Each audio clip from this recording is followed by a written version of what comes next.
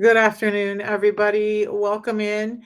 Hey, today I want to talk about, normally I talk about disorders related to insulin resistance, but I've been diving into something all day, making my brain hurt, but it's super interesting.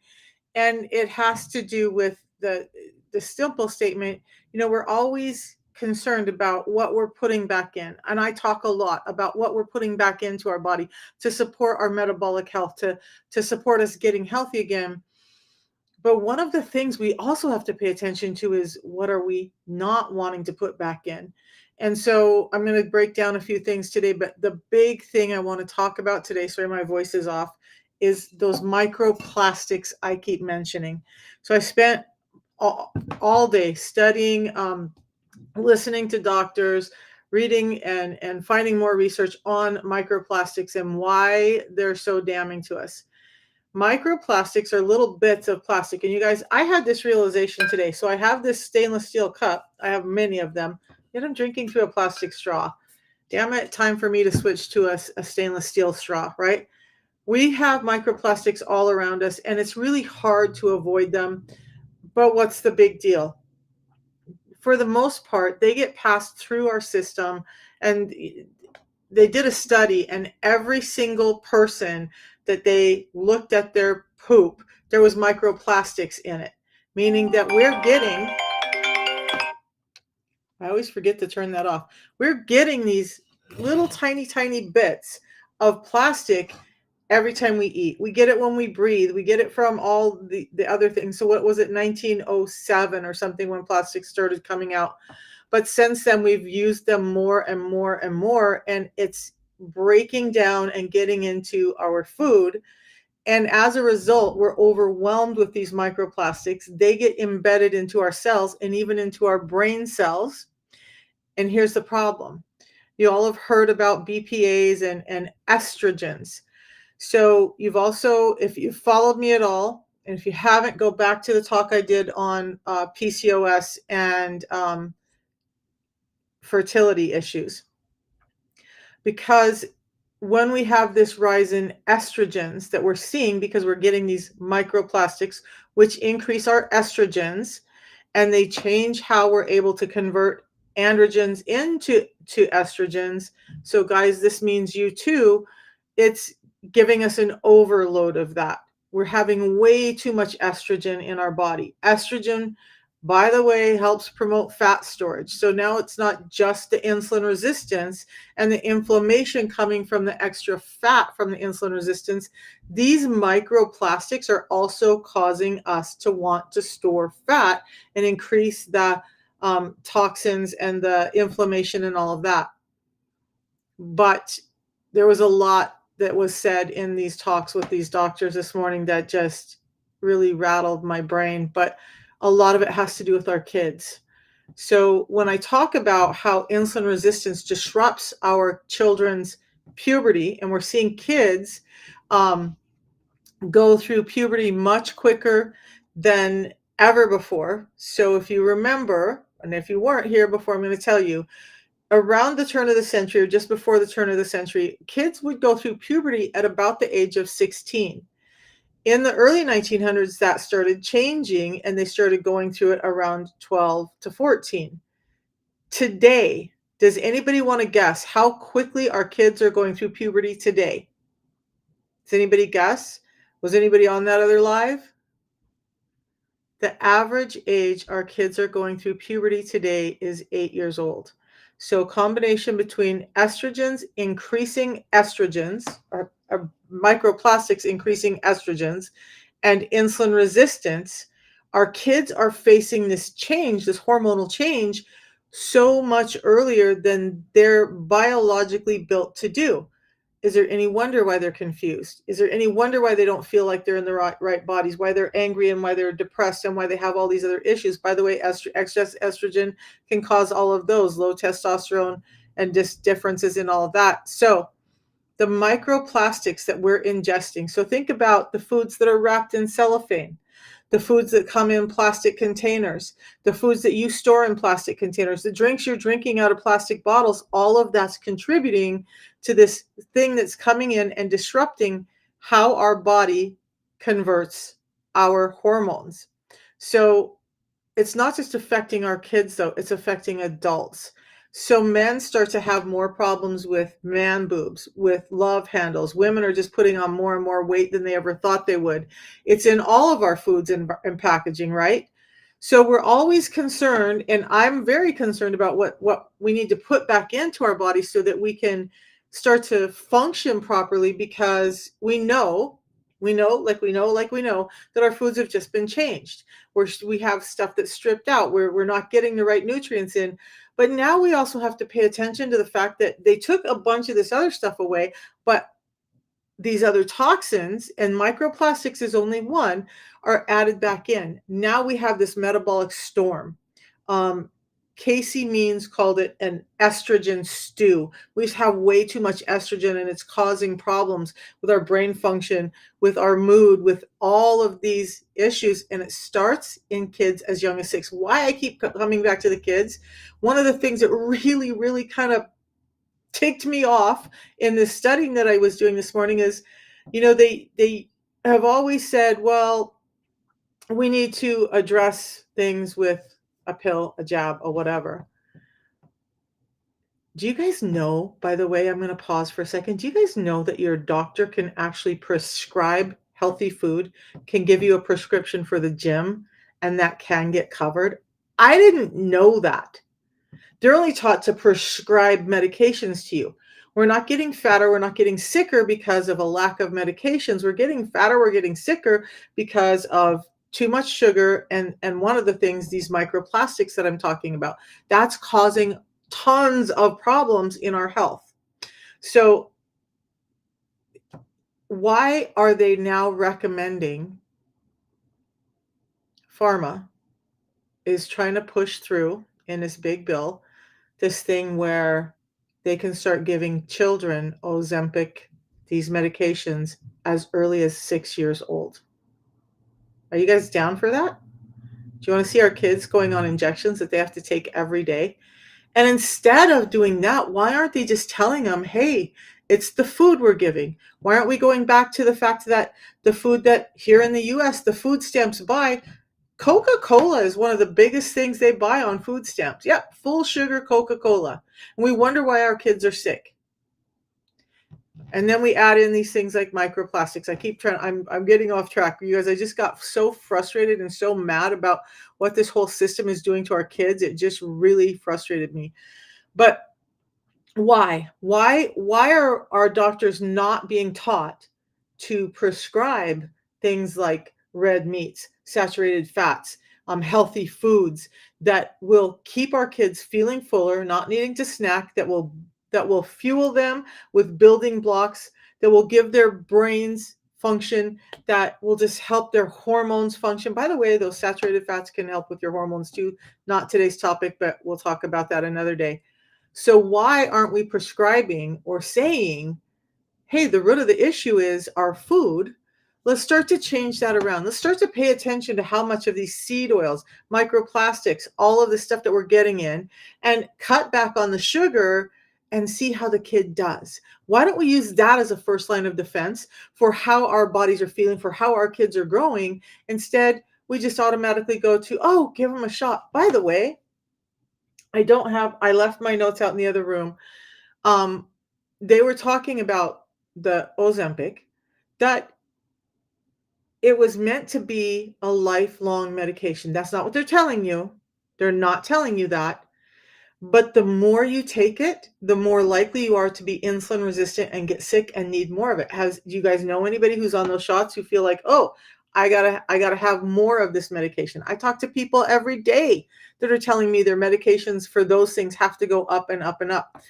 The doctor's not telling them to do, to get in protein, to get in fats, to make sure we're paying attention to the right fibers, to make sure that we're not getting all the toxins in our food. Instead, we're being told it's okay, go eat what you want. Now, I'm a big proponent of starting where you're at and doing better a little at a time. I am not a big proponent of coming in and say, I'm going to turn your whole world upside down and you can't sustain it, so you're going to quit. I would rather tell you, yeah, you can have a few of those things, that start cutting back on them.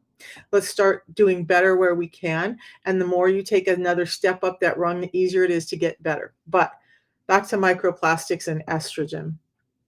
It's all over our food, and we've been aware of it for years. Now we're starting to see devastating effects of this estrogen overload, not in only adults, but in our children. So much so that they're recommending to give our children lifelong medications. And that is pretty darn, it's not just frustrating to me, it just downright pisses me off. Okay. Why aren't we talking about how to have better foods in our fridge? Fruit juice got brought up the other day. So I will talk more about fructose and non-alcoholic fatty liver later this week. But I remember when my kids were at home, we didn't have soda, we didn't have chips, we didn't have all the candies and stuff. I tried to cook us from home as much as I could. But guess what? I was told by doctors, by the food industry, that fruit juice was healthy. So that's what I gave my kids. This, you guys, what I get back to all the time is that this isn't just about that it's all your fault. You've been misled, you've been lied to, and we're getting sicker and sicker and sicker as a society every year because of it. So back to the microplastics. If we understand that we're getting inundated, that what we're ingesting contains tons of this, it's even in our fish, our salmon are being found to have it, our beef is being found to have it, it's everywhere. It's not just affecting us, it's affecting the animals too. So here's where I talk about what I want to talk about. We need to cut back where we can. Use a stainless steel mug, get rid of the plastic straw, start, storing your food in glass containers. Know that these microplastics are getting embedded into it's not like you have a little bit and it just gets embedded, okay? It's like we're having it from so many areas in the air we breathe, in the meats we eat, in the packaging that is getting into our other foods. Now it's building up. Now we start to have a problem. So today what I want to talk about is starting to reduce the amount of these toxins we get in our system. And again, I'm not going to ask anybody to go out and change everything and be perfect on day one. That's just not sustainable. So I talk a lot about a protocol that changed my life, and I'm going to talk about it today too, because this is where we set aside. We're different from other companies. So there's several forms of yerba mate tea out there, and I kind of dove into one today. There's some really great benefits to the other one that is up there, but some of the things that I'm not okay with are they're not making sure that it's the right kind of plant. Number one, there's herbs and leaves that can look and taste like yerba mate and not have all the benefits. They've added in some other things that I think are extremely beneficial when you're talking about the brain, but now they're promoting it as a GLP-1, as a weight loss, and yet it contains sugar and it's not purified. So one of the reasons that I love this tea that I drink every day is because one of the big things for me is that it is purified. Guess what gets pulled out of this tea before you're drinking it? Those microplastics that are causing estrogen problems. Molds, toxins, other things are also pulled out. So it makes it a very clean form of the tea. Plus it's concentrated so that it's about 375 times more potent than other teas like it. We don't add a lot of other stuff into it. It's pretty simple. It's stevia, some citric acid for flavoring, and the tea. One of the interesting things I find with some of the other teas is maybe they add in some fiber to say that it's feeding your gut, and it does. But they're also adding in things like silica to make sure that it doesn't clump. And although the FDA says that silica is safe to ingest in small amounts, I really doubt anymore what the FDA has to say is safe for us, because I'm understanding more and more that they're really bought and paid for by Big Pharma and Big Food. I talk a lot about this study from Tufts University, and that said that 93% of us have a metabolic disorder. That's from Tufts University. So I find out today that Tufts is 80%, something like 80% funded by Big Pharma. As I start to dive in more, it's not just talking about that we have this metabolic disorder going on. It's leading into the fact that we need to have more of these medications. not leading into the fact that we need to pay attention to the food that we eat, that we've been told that saturated fats are bad for us when they're good for us, that we've been told that protein sources are bad for us when they're absolutely good for us, that we're being told that, we're getting in enough fiber when we're not. We're being told that our nutrients are just fine and they're not. It doesn't lead into any of the real solutions that are going to make you feel better. It just leads into more of the other stuff. So I love the tea because it's purified, molds, toxins, microplastics are pulled back out. Now, amongst all the other stuff that I have to worry about, and yes, my storage containers for my food are glass. And yes, I have glass or stainless steel mugs. Got to get rid of the plastic straw. Wasn't even thinking that far ahead. So I'm doing the best I can. And that's all I can ask of you guys, is to do the best you can. But when you're looking at what you're putting in your body to make it better, I want you to pay attention to that what you're putting in is actually making it better, and not just, "Ooh, we have this great stuff that can make it better here," but it also contains a lot of molds and toxins and microplastics that are making it worse. I have a crazy hair sticking out. Where is it at? All right. So pay attention to what you don't want going in your body. Make sure that you're getting supplements and nutritional support that's giving you what you do want, and limiting the things that you don't want, right? You don't want all that other stuff in your body. You don't want it. You don't want it for you. You don't want it for your kids. I'm going to go off on something else now. When we look at our food, and I mentioned that Coca-Cola is one of the biggest subsidized foods for us to get on food stamps, and yet we absolutely know that that's causing tooth rot, that it's causing insulin resistance, it's causing inflammation in the body, and yet it's being promoted as something that we should be giving people to keep them healthy. That's absolutely jacked up here in the US for us to be doing that. Um, Understand that a lot of these, I also learned this morning that the food pyramid that I talked about that kind of got turned on its head recently was initiated by Rockefeller, the same guy who created seed oils, took them from a machine oil and started marketing them as a food oil that's causing more inflammation and more insulin resistance in your body, was part of what created that food pyramid. Now, why would they create it the way they did? Because those foods that were at the bottom, the basis of that food pyramid, keep you hungry, keep you sick. And it's keeping you in the cycle of, basically, I'm going to say this is probably inflammatory, but I don't really care today, of food slavery, where we're getting food that's making us sick, and we're getting given medications and stuff that we don't really need, and then we just continue the cycle, and nobody's telling you the foods that you should be eating don't match the pyramid that we've been following for all of these years, and we're sicker. So yeah, Coca-Cola acidity is off the charts here. Let me put the link in over here for you guys for where to get the tea. Yes, please understand that I'm an authorized distributor for the tea. You guys, when you use my link, you get the same price as I do, plus you get access to me to just talk to me and ask questions. So one of the reasons I love the products is that we're committed to giving you guys really good quality products. This isn't just about, oh, this is the hot thing of the moment. This is, we're going to toss in this and we're going to toss in that because this is what everybody's talking about, and we're going to make a few bucks off it in the moment. We have spent over 20 years on these products to study them, to have science behind them, to make sure that they're healthy for you, and we continue to study them. And if we find things that are not in alignment with our health, it gets changed and improved. It never gets watered down. It only gets improved. So you're very welcome, Angela.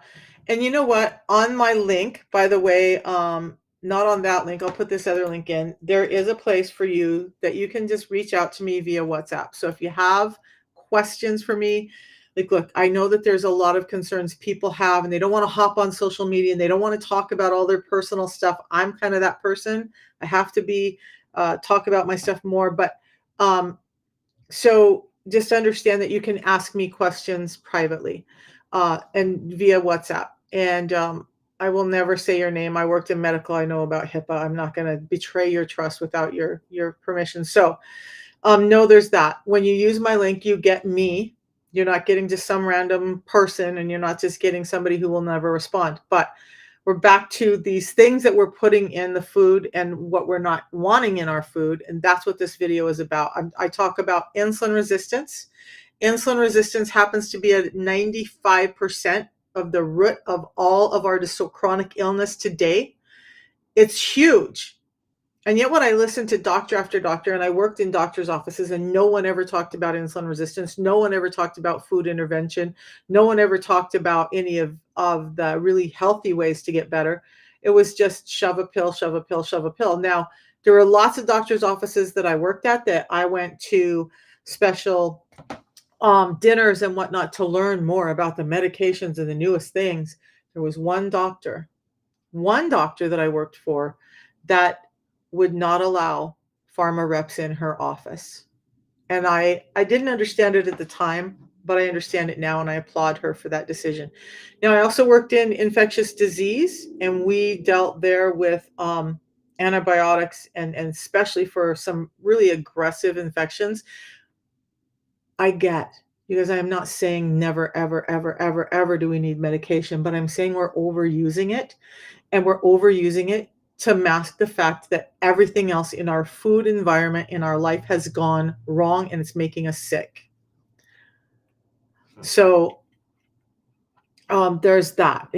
So just understand, this is part of the reason why I love the tea so much. I want to go back to the microplastics a little bit. It's what I'm supposed to be talking about, but I just get off topic because this all just frustrates me so much.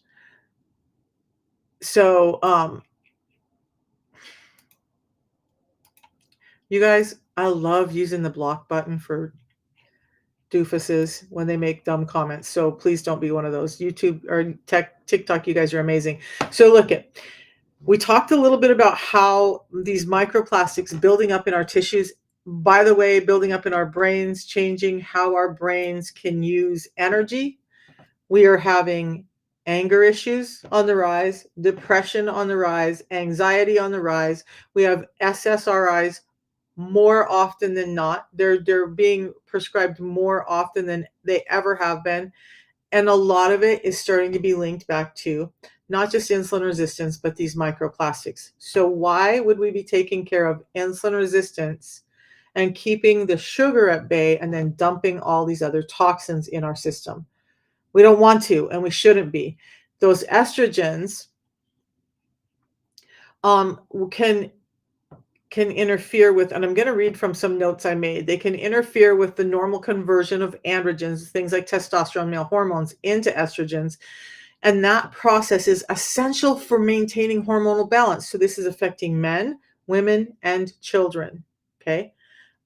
Highly affecting us. Now, and even in menopause, my hormones are not at the rate that they used to be, or at the rate that they used to be. It's even more important for me to have homeostasis with my hormones at this point in life than for me at any other point in life. So I don't need things like insulin resistance and these stinking plastics interfering with my hormonal balance at a time when everything is already difficult to balance. So I drink the tea. I use the stainless steel cup. You guys just try to get it out of your life. Now, when we talk about the feminization in men, this BPA, these microplastics, like I said earlier, are increasing man boobs, love handles, just muscle flaccidity, a difference in how they actually think and protect. And yes, you guys, I'm traditional. I really believe in male and female and our roles in society. And I'm a very strong woman, and I take care of a lot for myself, but I very highly value the place that men have in our world. And this food issue is robbing our men of their natural ability to just be a man. Now, I'm not talking about abusive or anger or any of that, but it does affect those things as well. When their hormones, when male hormones are off, it changes how men are in the world. So again, I'm going to come back to, if we're so concerned with making sure that we're getting in the right nutrients, let's not jeopardize that by getting in a bunch of junk along with it from companies who really don't care about you. They're just trying to make a buck, okay? How do you overcome insulin resistance? Hannah, let's talk about that. I love talking about insulin resistance. I love it because it was my life 4 years ago, and understanding it changed everything. So, understand insulin resistance is too much sugar in your bloodstream, basically. Okay, there's a lot more to it than that, but the biggest cause of insulin resistance is too much sugar in the bloodstream, causing a rise of the hormone insulin. That insulin's job is a courier, takes the energy to the cells of the body. Why is it happening? Because our foods are so simple, and we've stripped fiber out of our foods, and we're told to eat every 2 hours, and we're told not to have things like fats and proteins. We're told to focus on grains and all of the things that are actually spiking our sugar too high. Step number one, the most direct step, is to start regulating the sugar. And when you have sugar that's getting into your bloodstream, start giving it the protection it needs, which is fiber, so that it can slow down how it enters your bloodstream and not cause these wild insulin spikes. There's a couple other things though. Injuries like elective surgeries, those can increase your likelihood of insulin resistance by increasing inflammation. I mean, if you fall and break a bone, there's not much you can do about that, right? But getting rid of seed oils out of your life, they again, if you didn't hear me earlier, Rockefeller developed seed oils as machine oils. They were never meant for human consumption when they were developed. They were meant to have a high flash point and be put in machines and use up waste from the food that we were eating as a cheap source of this oil. And then along the way, they said, oh, hey, I'm all about making $1. This is made from food. We're going to call it a food product, and we're going to feed it to people. Because I don't care what happens to their health. I'm more concerned with the dollar in my back pocket. And that's what happened at the very bottom line with seed oils. It began with Rockefeller. We are now sicker because of it. Those seed oils have been proven to increase. I'm not going to think of the word right now. I will come back to that. But it increases a component in your body that increases inflammation. And anytime your body is increased in inflammation, it increases insulin. So cut back the sugar,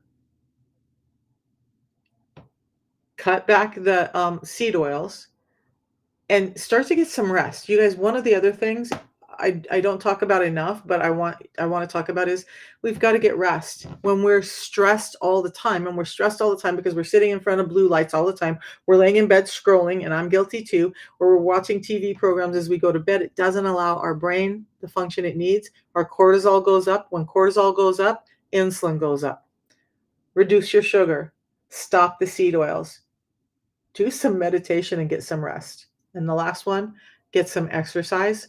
One of the things that we noticed today, and again, I'm guilty of this because I work at home from my desk just like this, is that we're not getting enough exercise.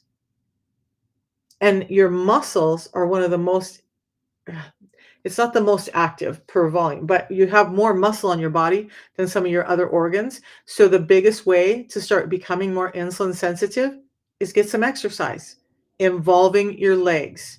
Now, if you're wheelchair bound or something, then there's a different answer for you, right? But involving your legs, do some hiking, do some walking, I follow a guy named Tai Chi Warrior on YouTube, has some great videos about how getting all of this lymph and blood flow through your body and utilizing your legs and doing a whole body workout. But work out your body. That's going to help you become more insulin sensitive. But the most direct way that we can address it is to get the sugars out of our system. And if you're not capable, if you're so food addicted that you just can't get rid of them, then we need to understand that the other half of that problem is not just the sugars that we're eating, but it's also the fact that we don't have the packaging, and I'm meaning fiber around them, that helps prevent them from spiking your blood sugar and getting into your bloodstream as quickly. That's a problem. So the second part of the protocol I do, so the first part is this tea. I'm almost done with this one. I put 2 teas in here today, and it helps me with mental clarity, satiety, It shuts down the hunger cues from my brain. It shuts down the hunger cues in my gut. It does not break a fast. That's one of the other things I wanted to say. Some of the other teas out there that are claiming all this stuff, they will break a fast. One of the best ways to get your insulin resistance down is to train your body to use something besides sugar for fuel. Does anybody know what the second source of fuel for our brain and our body is? If it's not sugar, what's the other thing that fuels our body for energy? Do you guys know what it is? I gotta move this, my notes over here. Do you guys know? The secondary source for our fuel is fat, and it really should be more of a primary source for our fuel. But as long as we're eating and as long as insulin is high, we never get to the fat burning stage. So some of those other yerba mate drinks break your fast, spike your insulin, and stop the fat burning. When your insulin comes up, you cannot burn fat. You have to keep your insulin levels down in order to burn fat.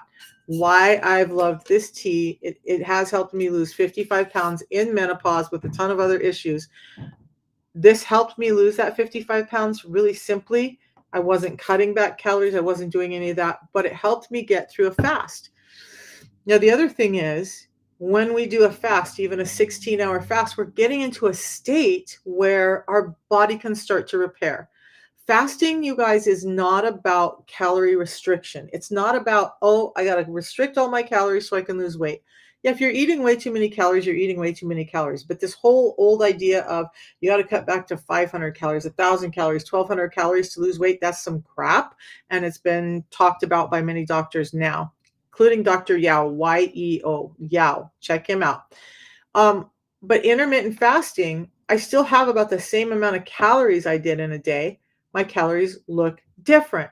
They're primarily from proteins and fats, and I allow my body the rest from insulin in the meantime so that it can get to the fat burning state. But beyond fat burning, when I get to that 14, 16 hour just before I break my fast, my body's going through a cellular repair process, which means my brain is going through a cellular repair process, which means more energy, more mental clarity, all of that.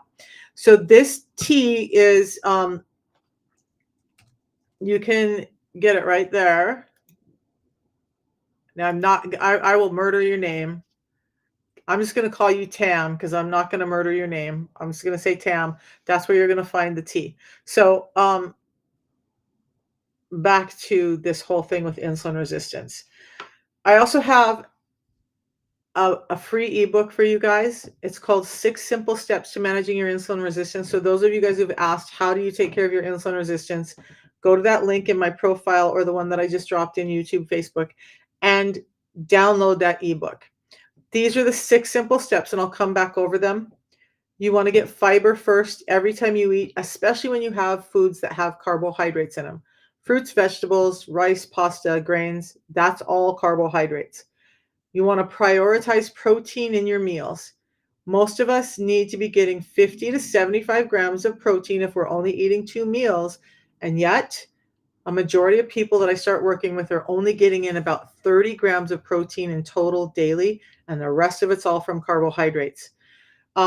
So fiber first, prioritize protein, don't fear fats and fill up with fats, limit your carbs, do some time-based eating, and exercise or move your body.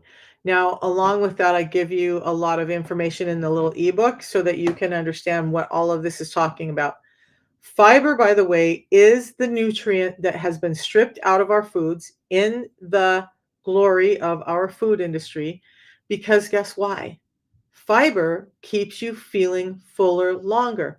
Fiber feeds your gut so that you're not having so many inflammatory issues. Your cells don't get as oxidized. You don't have as many autoimmune diseases. You don't have all of that when you feed your gut. Fiber is the food for your gut microbiome that needs to thrive.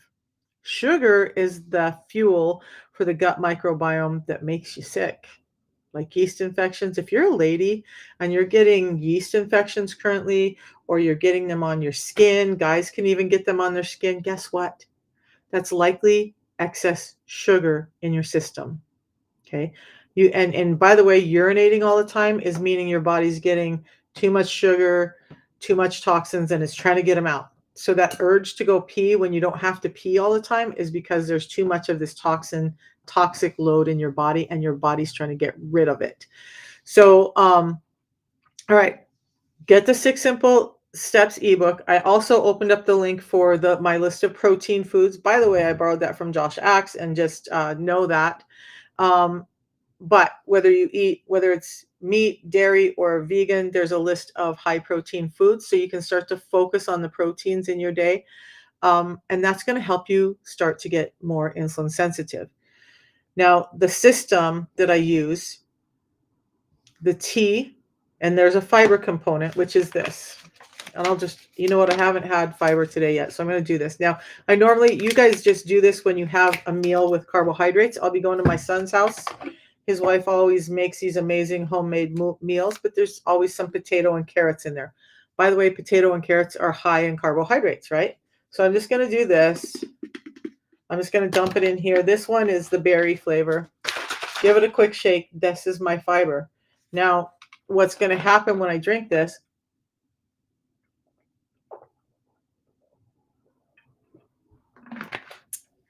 If I were to eat now, I would eat far less. I will eat less in an hour when I go to my son's house. That fiber is made of specific fibers that are in there because scientists, biophysicists looked at what fibers slow down sugar the most in our bodies. And those are the fibers that are in there, not just any fiber. Okay.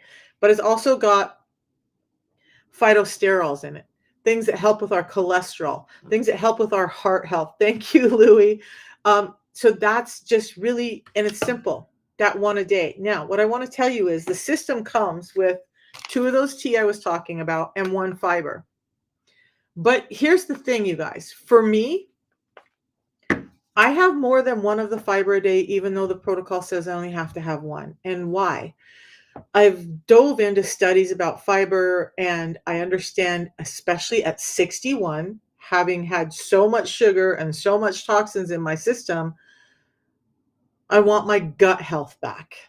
I want that intestinal system to be as healthy as it can. So IBS, skin, like I used to get breakouts on my skin all the time.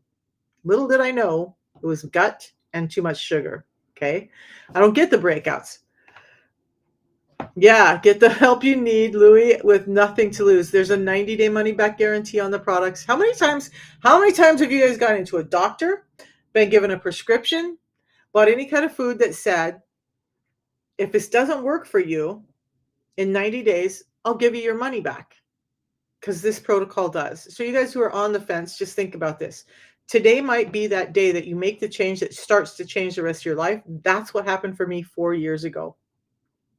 Before I understood all the other stuff, before I understood the purification process, all of that, my back was up against the wall with my health.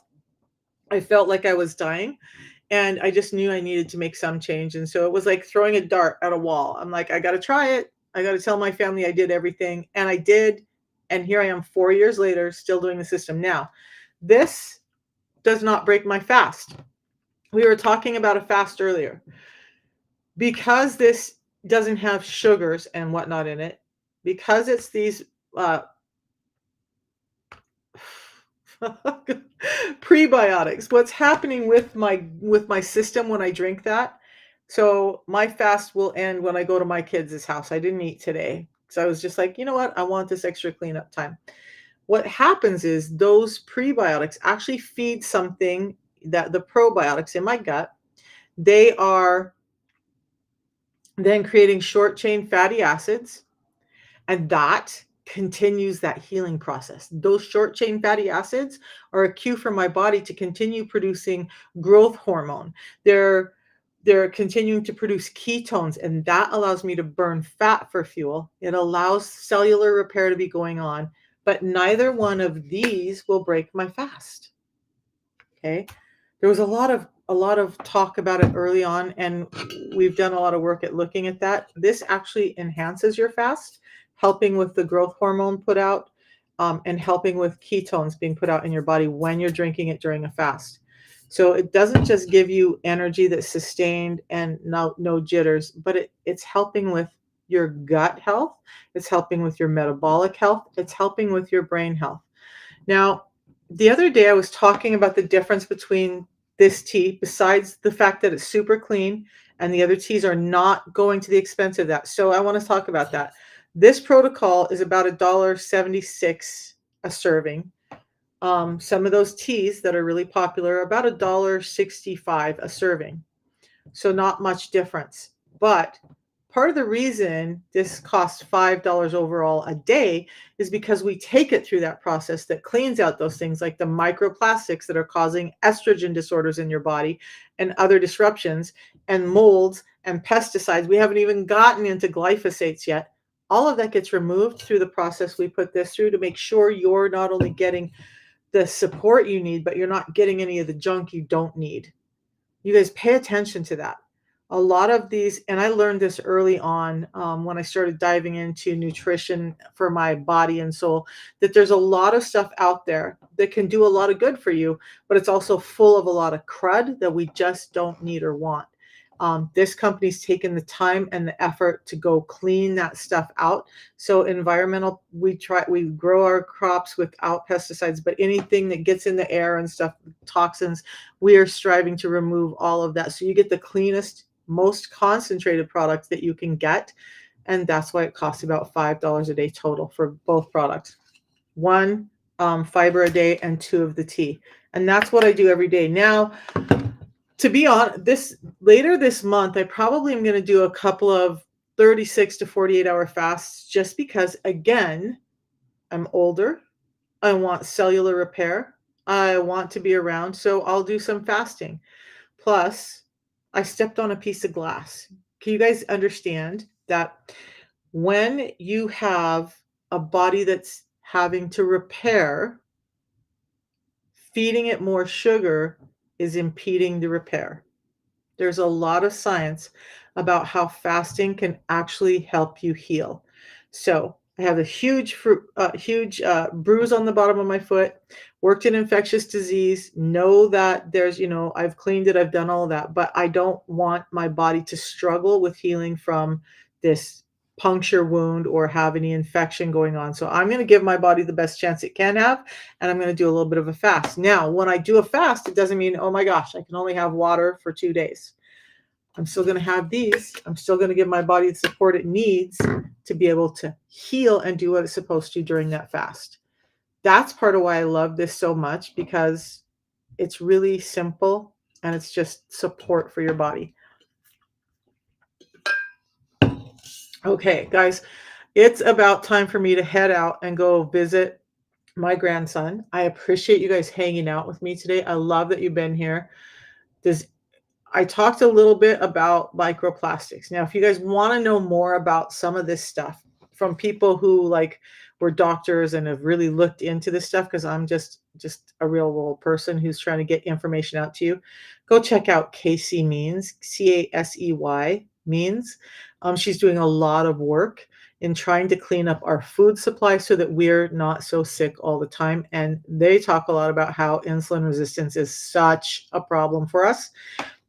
That's why this is so important to this company, because we know that y'all don't have to be on medications. By the way, I was on 13 medications when I started. I don't take any medications now. I got a nasal infection because I have seasonal allergies. I used some coconut oil and just kept taking my system. It cleared up in a day. No antibiotics. Antibiotics can cause you to have worsened insulin resistance as well. Now, here's the thing. You saw Louis on here. You see me on here. Yes, there is a business behind this. No, I don't push it. You can use the products and get your health back. But just know that if you want to change your life, be able to work from home, take time to go hang out with your kids, your grandkids, your family, your friends and stuff, and still have a sustainable income, let me know, because I can't do this all alone. Ronnie, how long are you type 1 or type 2? Fiber, protein, fill with fats, Tam, Limit the carbs. Not saying you can't have them, limit them and try to make sure they're from natural sources like fruits and vegetables. Yes, exercise and fast. That's going to help with your insulin resistance. Ronnie, it really depends on whether you're type 1 or type 2. Type 1 is a little more touchy than type 2, but I was type 2 diabetic. I'm no longer considered type 2 diabetic now because my numbers are all fantastic. But in the beginning, when I was type 2 diabetic, I just watched my blood sugars, and they never dropped so low that it was dangerous for me. But I've fasted for 10 days at a time and been fine. And actually, that really helped me start to get my health back. So I done 3-day fast, I did a 5-day fast, I did a 7-day fast, I did a 10-day fast. I've been doing this for 4 years. Every once in a while, I'll do a 36-hour fast.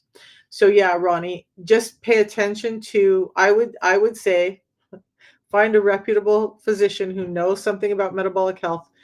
Make sure you're getting in protein and fats before you go into your fast. And here's the thing, Dr. Bickman, one of the top metabolic scientists in the world, he will say it's just as important how you break your fast as the fast itself. So if you do a fast and you come off of the fast and you just start pouring more sugars in, you just didn't do a lot, right? You want to build your body up for not having intense cravings for a few days beforehand. Really start cutting back on sugars, really start focusing on proteins and fats. Okay, you want your body to have building blocks. Then go into your fast. At first, I would try a 36-hour fast and then see how you go from there. Between 36 and 48 hours, there's not a lot of difference. So if you're really, really sick, going beyond 48 hours, according to Dr. Fung, can be much better. But there's a lot of efficacy around doing a 36 and 12 fast. You guys, I said I was going to get off, but I'm going to share this. So a 36 and 12 fast is you fast for 36 hours. So if I was to do a 36 and 12 fast, which maybe I'll do that, after I eat tonight at my kids' house, then I wouldn't eat the next day. So I have, if it's 6 o'clock tonight when we eat, then 6 o'clock tomorrow morning is 12 hours, right? 6 o'clock tomorrow night is 24 hours. 36 hours would be 6 o'clock the next morning. And then when you're doing a 36 and 12, instead of just eating 2 meals, you want to eat 3 nutrient-packed meals. Ronnie, you can message me and we can talk about that. I'm not prescribing anything, but that's what I do, and it's been proven to be really healthy. 36 hours is about where that cellular turnover and the autophagy and stuff really kind of caps out at its efficiency in your body. So pushing it to 48 hours is great. Beyond that, it's really not necessary. Again, if you do a 36 and 12, so just basically eating every other day, that can work really well for a type 2 diabetic. Bad smell. There's so many things that could be going on with bad smell, but here's the thing, Invictus.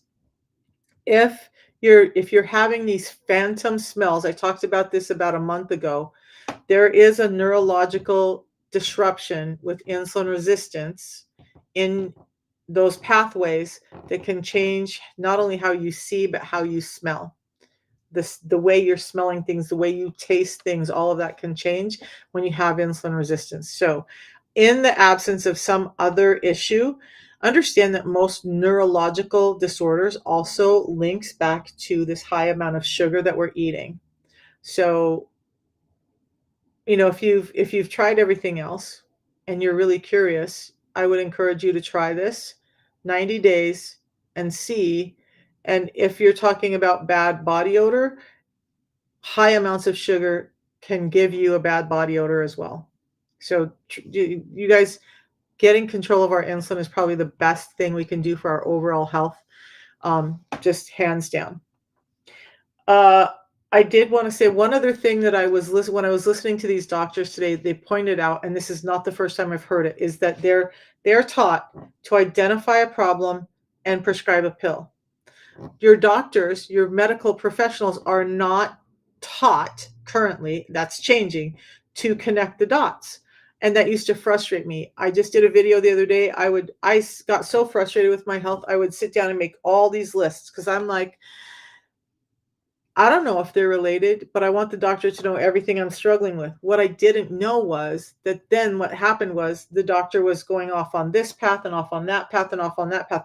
They didn't look at the list and say, oh, there's this symptom and this symptom and that symptom, and all of these link back to one thing. They started going down 20 different paths, and that's how I ended up on 13 different medications. Understand that. The majority of our health issues leads back to insulin resistance. The protocol I do reversed it for me and got my health back even at 61 years old. So I'll see you guys in the morning.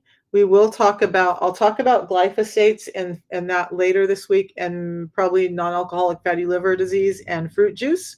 If you guys are wondering why I say I don't have fruit juice, I don't even go down that aisle anymore at all. If you want to know why, come back tomorrow. We're going to talk about non-alcoholic fatty liver disease, how it's affecting our children as early as 6 years old. By the way, this thing, non-alcoholic fatty liver disease, is directly linked to insulin resistance. And they're not prescribing you to change your diet. They're just prescribing you, many doctors, not all of them, this injection that child will be on for the rest of their life and actually worsen their problems. So you want to know what to really do with it? Come back tomorrow and we'll talk about non-alcoholic fatty liver disease and all the things around it. And hopefully you guys will get some information that can help you with your life. Doctor, unfortunately, unless we've had a conversation off of my live, I don't allow people on my live because there are just so many crazy people out there who say and do whatever.